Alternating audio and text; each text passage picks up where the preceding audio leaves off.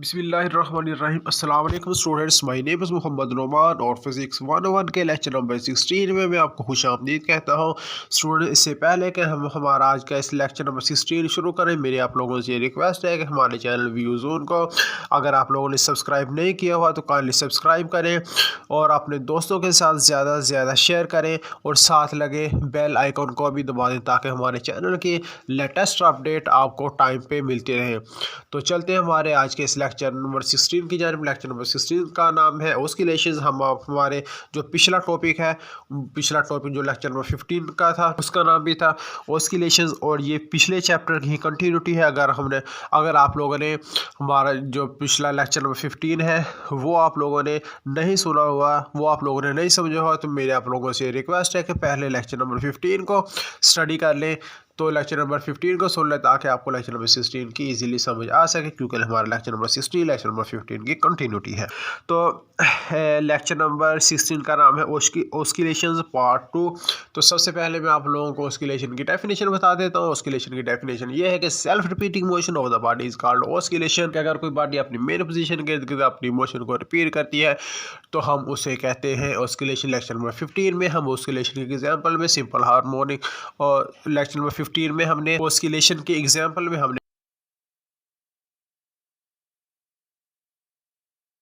पढ़ा था mass spring system के हमने एग्जांपल पढ़ी थी। तो आज भी हम ऑस्किलेशंस को फर्दर स्टडी करेंगे और सबसे पहले हम जो है एग्जांपल को डिस्कस करेंगे, स्टडी करेंगे motion of a simple pendulum.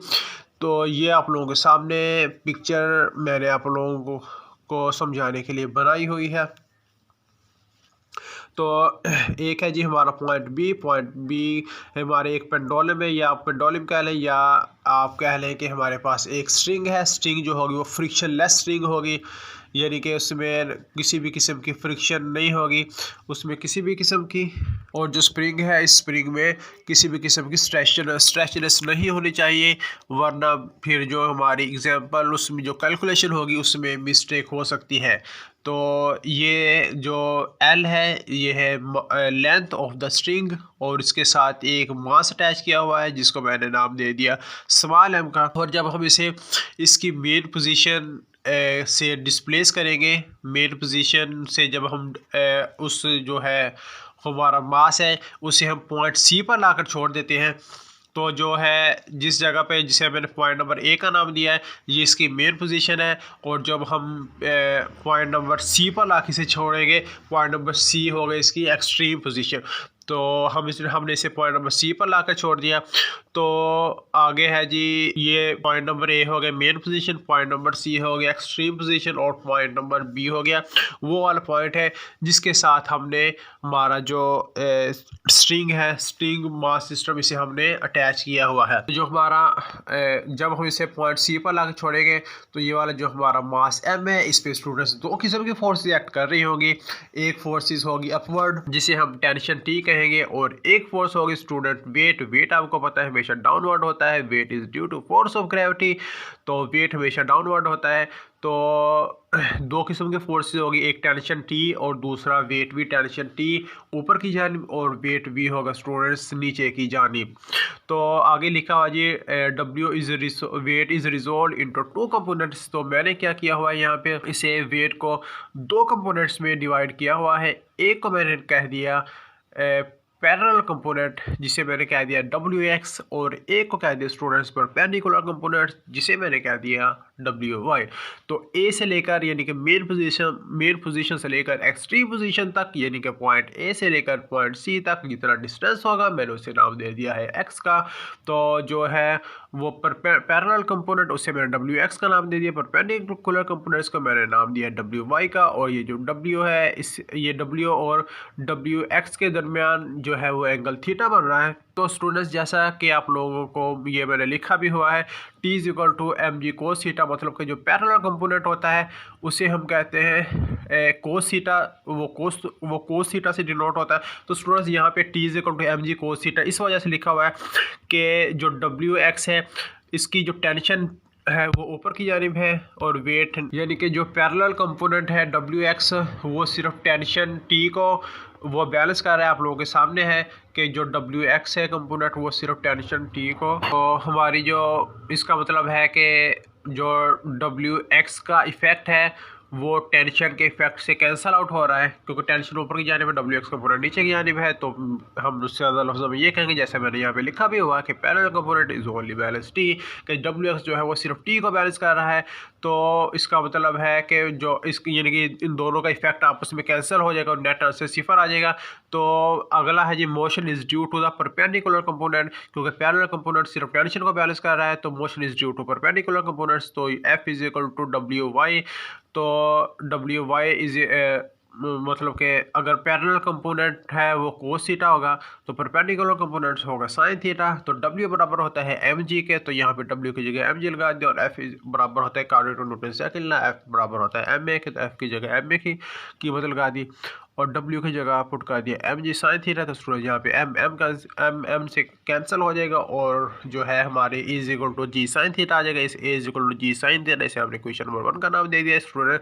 तो यहाँ पे एक ट्राइंगल बन रही है AB और C, तो इन ट्राइंगल ABC अगर हम साइन थीटा की वैल्यू निकालना चाहें तो साइन थीटा आपको पता है बराबर होता है परपेंडिकुलर ओवर हाइपोटेनस के। तो यहाँ पे जो परपेंडिकुलर है वो है x और जो हाइपोटेनस है वो है स्टूडेंट्स L। तो यहाँ पे क्वेश्चन नंबर 1 में साइन थीटा की जगह पे पुट कर दिया x ओवर L, तो हमारे पास आ जाएगी नेक्स्ट हमारे पास आंसर आ जाएगा is equal to G over L into x, since the direction is towards the mean position, क्योंकि उस मास की जो डायरेक्शन होगी जब वो अपनी एक्सट्रीम पोजीशन से मेन पोजीशन की तरफ जाएगा, तो जाहिर बात है उसकी जो डायरेक्शन होगी वो टूवर्ड्स मेन पोजीशन होगी। तो यहाँ पे इस वजह से माइनस का साइन लगा दिया हुआ, तो हमारे पास जो फाइनल इक्वेशन आ जाएगी वो आ जाएगी is equal to minus G over L x.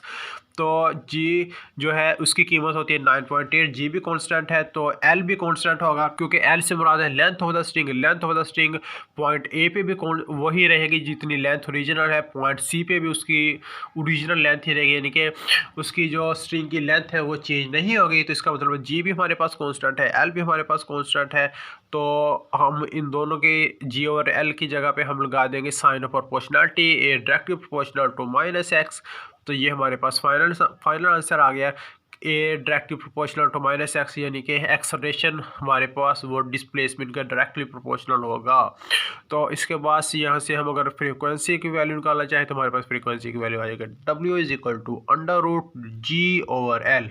Students आगे पॉइंट नंबर 4 में इसकी वैल्यू निकाली हुई है टाइम पीरियड की।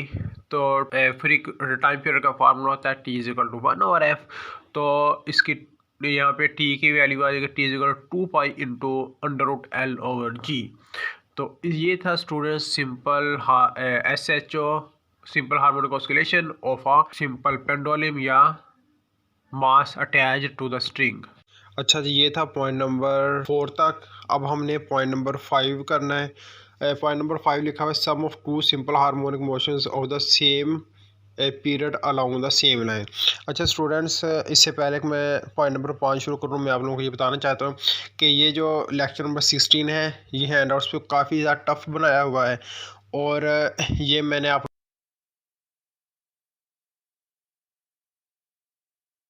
लोगों के लिए इसके लिए ज़्यादा नोट्स तैयार किए हुए हैं। तो मैंने उन नोट्सों में और इस लेक्चर में मैंने आपको एक एक लफ्ज़ समझाऊंगा कि ये ओमेगा क्या चीज़ है, साइन ओमेगा टी क्या चीज़ है, A1 plus A2 cos phi क्या चीज़ है, आर कोस थीटा क्या चीज़ है। मतलब कि मैंने आपको हर चीज़ समझानी है। तो ये लेक्चर थोड़ा सा लंबा हो जाएगा, तो आप लोगों को टेंशन लेने की ज़रूरत नहीं है। ये लंबा लेक्चर इसलिए होगा क्योंकि एक तो मैंने आप लोगों के लिए ज़्यादा नोट्स तैयार किए हुए हैं, क्योंकि हैंड आउट से उन्होंने बहुत ज़्यादा स्टेप्स शॉर्ट किए हुए हैं, और दूसरा मैंने आप लोगों को एक एक बात यहाँ पे समझाई हुई है। तो चलते हैं पॉइंट नंबर 5 की तरफ। पॉइंट नंबर 5 में स्टूडेंट्स क्या है, एक हमारे पास है जी जिस्म है जो एक दायरे में अपने सिंपल हार्मोनिक मोशन परफॉर्म कर रहा है, तो उसको लेकर हमने ये सारी कैलकुलेशंस करनी है।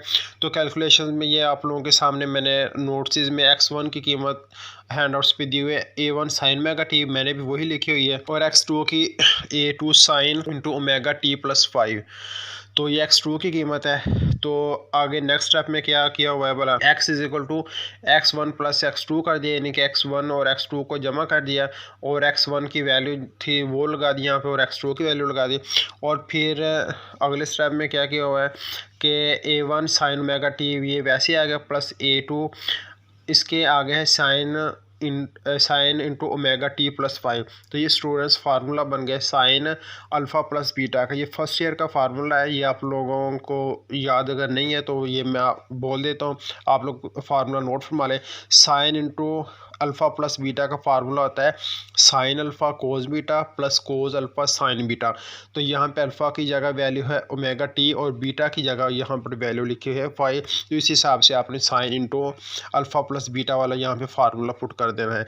इसके बाद स्टूडेंट्स नेक्स्ट स्टेप में जो A2 है इसको A2 को आगे मल्टीप्लाई किया हुआ है, ये आप लोग कर ही लेंगे। इसके बाद नेक्स्ट स्टेप है कि पहले जो दो मतलब के डिजिट्स थे A1 sine omega T plus A2 sine omega t cos 5, ये मैंने अंडरलाइन भी किया हुआ है। इनमें से साइन ओमेगा टी कॉमन ले लिया और ब्रैकेट में बच गया A1 प्लस A2 कोस 5। और नेक्स्ट स्टेप का वैसे ही लिख दिया जो नेक्स्ट डिजिट है, मतलब इनको थोड़ी सी तरतीब दे दी है कि जो कोस ओमेगा टी को पहले लिख दिया कोस ओमेगा टी A2 साइन 5, ये एज इट इज़ रकम को मैंने वहीं पे लिख दिया। इसके बाद स्टूडेंट्स हमने लेट कर लेना है, सपोज कर लेना है कि A1 प्लस A2 एक कोस 5 की जगह लिख देना है आर कोस थीटा और A2 साइन 5 की जगह पे लिख देना है आर साइन थीटा। इसको हमने ऊपर वाले जो क्वेश्चन इसको क्वेश्चन नंबर 1 का नाम दे दिया और इसमें A1 प्लस A2 कोस 5 की जगह आर कोस थीटा पुट कर दिया और A2 साइन 5 की जगह पुट कर दिया आर साइन थीटा। तो ये वाली वैल्यूज़ अबाउ क्वेश्चन में पुट करने से हमारे पास न्यू क्वेश्चन आती है x is equal to R sine omega T sine theta plus R cos omega T sine theta. तो इसके बाद स्टूडेंट्स ये वाली वैल्यू पुट करने से हमारे पास जो फाइनल क्वेश्चन आती है वो है x is equal to R sine omega T.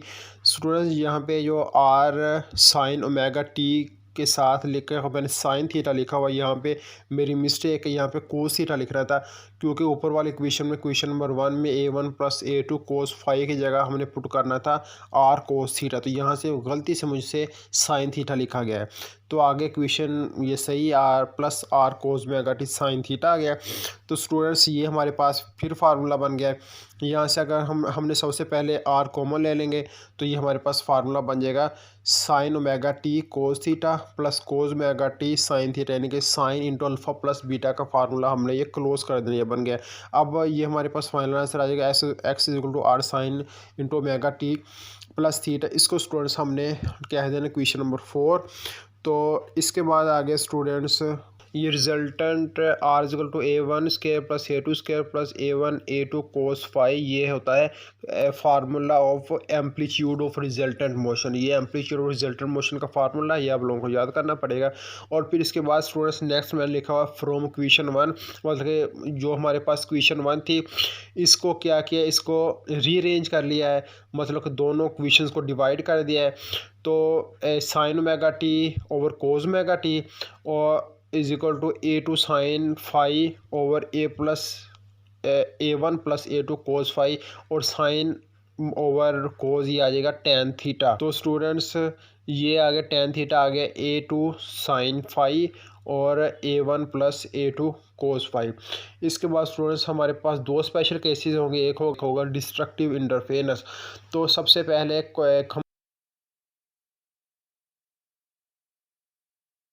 Constructive interference करेंगे।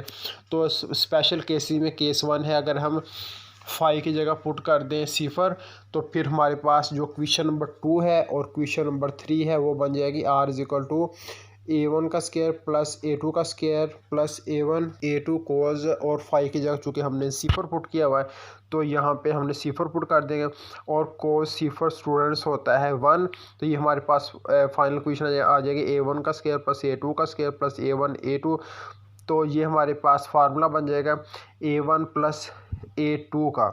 तो ये स्क्वायर अंडर रूट से कैंसिल हो जाएगा, फाइनल हमारा आंसर आ जाएगा A1 प्लस A2। तो इसके बाद है जी हमने क्वेश्चन नंबर 3 में टेन थीटा की जगह पुट कर देना है 0, तो हमारे पास आ जाएगा टेन थीटा की जगह 0 पुट किया तो हमारे पास एंगल आ जाएगा 0। क्योंकि स्टूडेंट्स जो tan थीटा होता है वो होता है 0 के बराबर, तो हमारे पास क्वेश्चन नंबर 3 का आंसर 0 आ जाएगा। और अगर ये वाली वैल्यू हम पुट करते हैं जी क्वेश्चन नंबर 1 में, क्वेश्चन नंबर 4 में, जो हमारी क्वेश्चन 4 बनी थी उसकी जगह थीटा हम पुट करेंगे 0, और हम पुट करेंगे आर की जगह पुट करेंगे A1 + A2, तो हमारे पास आंसर आ जाएगा क्वेश्चन नंबर 4 दोबारा बन जाएगी x = A1 + A2 × sin ωt। तो ये बन गया हमारा constructive interference. Student constructive interference ये होता है कि अगर दो इक्वेशंस मिल जाए जिनकी एम्पलीट्यूड दो ऐसी वेव्स मिले जिनकी एम्पलीट्यूड भी जिनका सेम हो, जिनकी फ्रीक्वेंसी भी सेम हो, जिनकी डायरेक्शन भी सेम हो, और जो इन फेज़ भी हों, जिनकी वेवलेंथ भी सेम हो। अगर दो ऐसी वेव्स आपस में मिले तो उस नतीजे में जो नई वेव बनती है, तो नई वेव बन जाएगी जिसकी जो वेवलेंथ होगी और जिसकी फ्रीक्वेंसी होगी ऊपर दोनों वेव्स के सम के बराबर होगी। फर्स्ट का जो वेव 1 थी उसकी फ्रीक्वेंसी या उसकी वेवलेंथ 2 थी, दूसरी जो वेव थी उसकी फ्रीक्वेंसी 3 थी, तो जो हमारे पास टोटल फ्रीक्वेंसी रिजल्टेंट वेव की आ जाएगी वो होगी 5, यानी कि दोनों की फ्रीक्वेंसीज को, दोनों की वेवलेंथ को हमने सम कर देना है। तो ये हमारे पास आ गया कंस्ट्रक्टिव इंटरफेरेंस।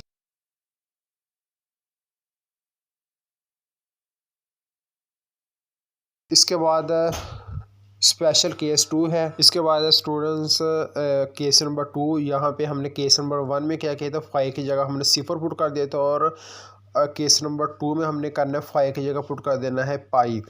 तो क्वेश्चन 2 में जब हम पुट करेंगे 5 की जगह पे पाई, क्वेश्चन नंबर 2 5 की जगह पे हम जब पाई पुट करेंगे तो कोस पाई बराबर होता है -1 के स्टूडेंट।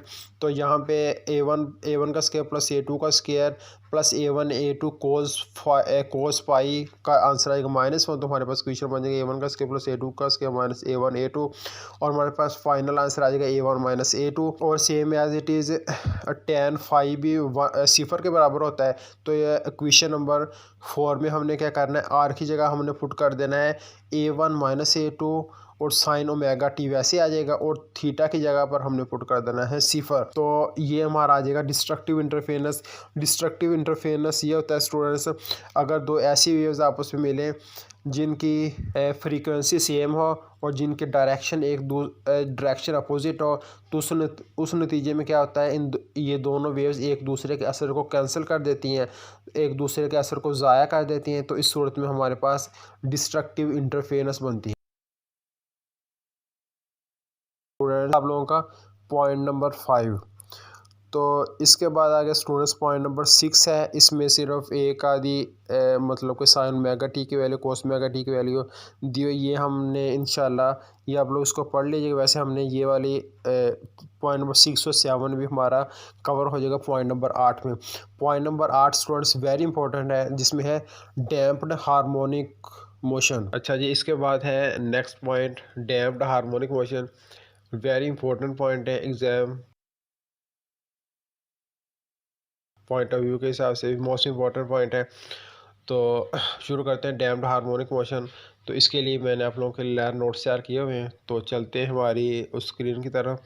यहाँ पे लिखा हुआ डैम्प्ड हार्मोनिक मोशन की डेफिनेशन लिखी हुई है। तो स्टूडेंट्स आपको ये damped harmonic motion hand out से समझ नहीं आएगी, तो यहाँ पर मैंने, क्योंकि उन्होंने बहुत ज़्यादा स्टेप शॉर्ट किए हुए हैं, तो डैम्प्ड हार्मोनिक मोशन मैंने यहाँ पे बहुत ही अच्छे तरीके से एक्सप्लेन किया हुआ है। तो यहाँ पे लिखा भी हुआ है, 2 पेजेस का, मैं आपको बताऊंगा भी, समझाऊंगा भी। तो यहाँ पे एक एक पॉइंट क्लियर किया हुआ है जिसकी आपको समझ आ जाएगी। तो यहाँ पे इसकी डेफिनेशन लिखी हुई है कि such a motion in which amplitude of vibration decrease over time due to resistive force, के ऐसी मोशन जिसमें एम्पलीट्यूड किसी भी वाइब्रेटिंग बॉडी का टाइम के हिसाब से ऐसा ऐसा डिक्रीज़ होता जाता है रेजिस्टिव फोर्स की वजह से। इनके रेजिस्टिव फोर्स की वजह से amplitude of the vibrating body decreases over time. तो ये आप लोगों के सामने ग्राफ भी बना हुआ है कि पहले जो था एम्पलीट्यूड वो मैक्सिमम था, मैक्सिमम से आहिस्ता आहिस्ता मिनिमम, फिर 0 हो गया। तो फिर यहाँ पे ये था ग्राफिकल फॉर्म, और इसके नीचे मैथमेटिकल फॉर्म लिखे हुई है, एफ डायरेक्टली प्रोपोर्शनल वी। तो ये एफ से मुराद है students resistive force, F directly proportional V, F से मुराद है रजिस्टिव फोर्स और वी से मुराद है वेलोसिटी। तो यहाँ से वेलोसिटी से मुराद कौन सी वेलोसिटी है, मतलब अगर हम सिंपल हार्मोनिक मोशन में पेंडुलम की मिसाल लें तो पेंडुलम कि मतलब कि उसका जो होगा पेंडुलम उसकी जितनी ज़्यादा वेलोसिटी होगी उतनी ज़्यादा उस पर रेजिस्टिव फोर्स अमल करेगी। मतलब कि पेंडुलम जितनी ज़्यादा वेलोसिटी से अपनी to and fro mean position के इर्द गिर्द मूव करेगी, मोशन परफॉर्म करेगी, उस पर उतनी ही ज़्यादा रेजिस्टिव फोर्स असर करेगी। एफ डायरेक्टली प्रोपोर्शनल वी का ये मतलब है कि जितनी ज़्यादा वेलोसिटी होगी किसी भी बॉडी को जो कि सिंपल हार्मोनिक मोशन परफॉर्म कर रही है उसकी, उस पर रजिस्टिव फोर्स भी उतनी ही अमल करेगी। तो F is equal to B V आ गया, यहाँ पे बी प्रोपोर्शनैलिटी कॉन्स्टेंट है। और नीचे आ गया, आपको पता है मैंने आपको पहले बताया था स्टूडेंट्स, V को हम डी एक्स और डी टी भी लिख सकते हैं, ये मैंने पहले कई मरतबा बताया हुआ कि डी एक्स डी टी कैसे लिख सकते हैं। और इसके बाद आगे F is equal to minus B D X over D T. तो negative sign is due to repulsion towards mean position, या negative sign is due to restoring force of the body. यहाँ पे आप एग्ज़ाम्पल कोई भी ले सकते हैं, या क्योंकि हम जो पिछली एग्ज़ाम्पल हम लेकर चल रहे हैं उसी को कंटिन्यू करते हैं पेंडुलम की मिसाल को। तो यहाँ पे नेगेटिव साइन से मुराद है रिस्टोरिंग फोर्स, ये हमने पहले भी लेक्चर नंबर 15 में भी बताया होता है कि रिस्टोरिंग फोर्स क्या होती है। इसके बाद आगे student F is equal to minus K X minus B D X over D T. तो F is equal to minus B D X over D T, यहाँ से negative sign is due to direction towards mean position, क्योंकि जो भी body simple harmonic motion perform करे उसकी direction mean position is towards mean position होती है, इस वजह से माइनस साइन उस चीज़ को डिनोट कर रहा है। इसके बाद अगर स्टूडेंट्स नेक्स्ट आ गया हमारे पास F is equal to minus K X minus B D X over D T आ गया स्टूडेंट्स। तो यहाँ से माइनस के एक्स से मुराद है रिस्टोरिंग फोर्स। तो आगे है जी F इज इक्वल टू, ये F एम ए के बराबर होता है, और according to Newton second law of motion F is equal to M A, यहाँ पर F की जगह एम ए लिख दिया। और यहाँ पे स्टूडेंट तीसरे स्टेप में एक ही जगह पे लिख दिया डी स्केयर एक्स और डी टी स्केयर, क्योंकि ए बराबर होता है चेंज इन वेलोसिटी और जो वेलोसिटी बराबर होता है चेंज इन डिस्प्लेसमेंट। तो इसका मतलब हो गया कि A double D square x और डी टी हो गया, यानी कि डबल चेंज इन डिस्प्लेसमेंट। हम ये भी कह सकते हैं कि ए बराबर होगा डबल चेंज इन डिस्प्लेसमेंट।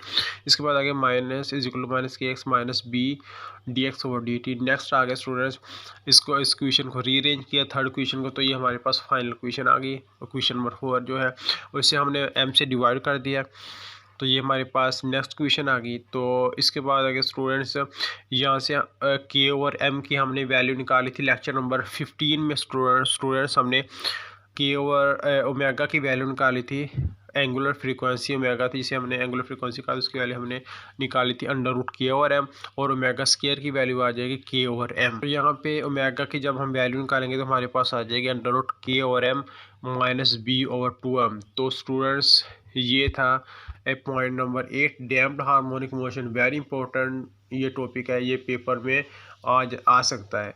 तो उम्मीद है कि आप लोगों को इसकी समझ आ गई होगी। इसके बाद स्टूडेंट्स हम बात करेंगे पॉइंट नंबर 9 की। पॉइंट नंबर 9 है जी forced oscillation resonance, forced oscillation and resonance.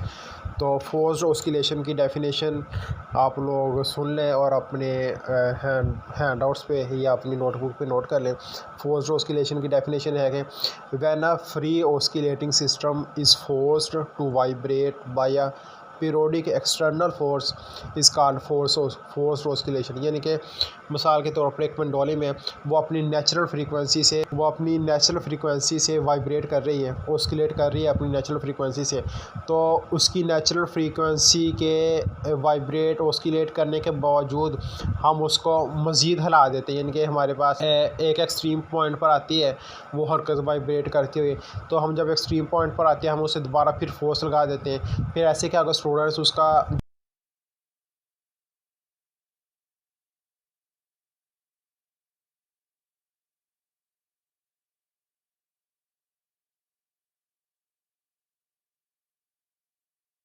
जो है हर बार उस पेंडुलम का एम्पलीट्यूड बढ़ता जाएगा, यानी कि हम नेचुरल फ्रीक्वेंसी को फोर्स्ड फ्रीक्वेंसी में तब्दील कर देते हैं, तो इसको कहते हैं स्टूडेंट्स फोर्स्ड ऑस्किलेशन।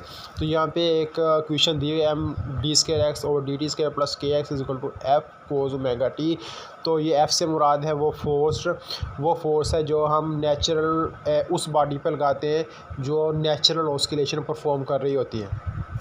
तो ओमेगा से मुराद है फ्रीक्वेंसी है, तो के मतलब के उस फोर्स्ड ऑस्किलेशन की फिर बाद में जो फ्रीक्वेंसी चेंज होगी ओमेगा से मुराद वो है। तो यहाँ से एक्स से हम यहाँ से इस इक्वेशन से हम एक्स की वैल्यू निकाल सकते हैं, जो आएगी F naught over M into omega naught square minus omega square.